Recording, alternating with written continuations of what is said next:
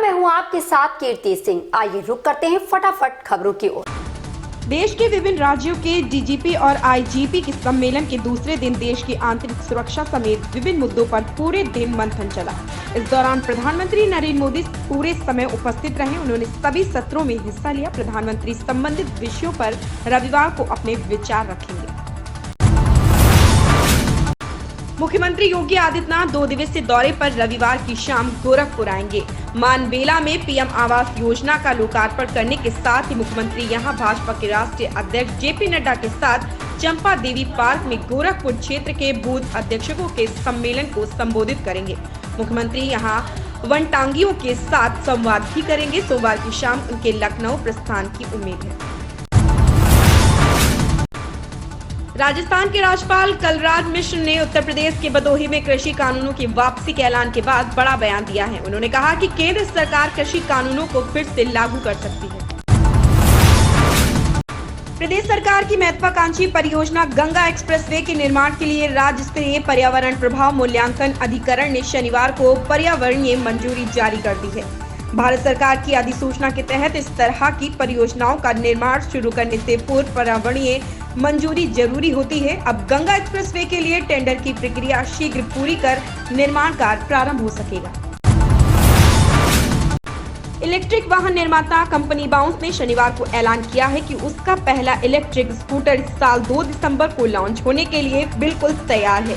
नए बाउंस से infinity scooter की बुकिंग भी इसके लॉन्च के दिन से शुरू हो जाएगी। कंपनी ने बाउंस इन्फिनिटी स्कूटर के लिए बुकिंग राशि 499 रुपए रखी है। कंपनी का कहना है कि ई स्कूटर की डिलीवरी अगले साल शुरू हो जाएगी।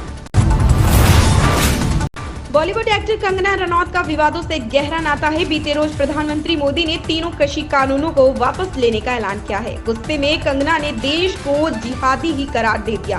कंगना ने इंस्टाग्राम पर स्टोरी साझा करते हुए लिखा, दुखद, शर्मनाक और सरासर गलत है। अगर संसद में बैठी सरकार के बजाय गलियों में बैठे लोग कानून बनाना शुरू कर दे तो यह भी एक जिहादी देश है।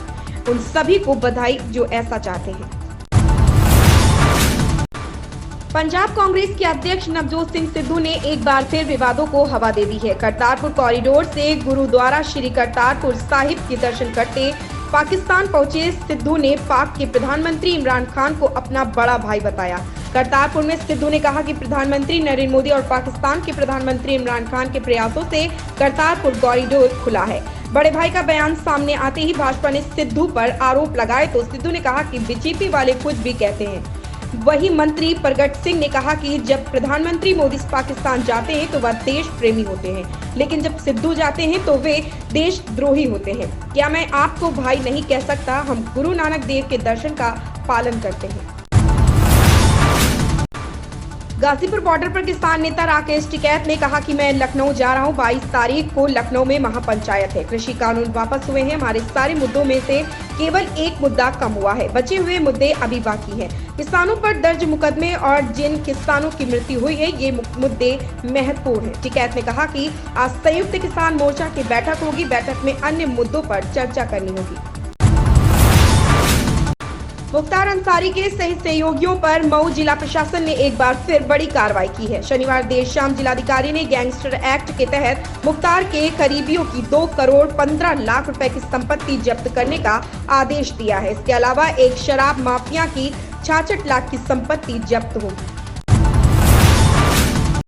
महंत नरेंद्र गिरी सुसाइड प्रकरण में जब सीबीआई जांच करने पहुंची तो सबूत के नाम पर सिर्फ सुसाइड नोट और सुसाइड से पहले बनाया गया वीडियो ही उसके पास थे। इन्हीं दोनों के आधार पर जांच शुरू हुई।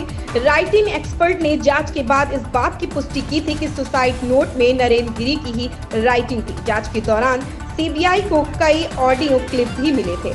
इन सब सबूतों के आधार पर सीबीआई ने शनिवार को सीजेएम की अदालत में चार्जशीट। इन खबरों में बस इतना ही। धन्यवाद।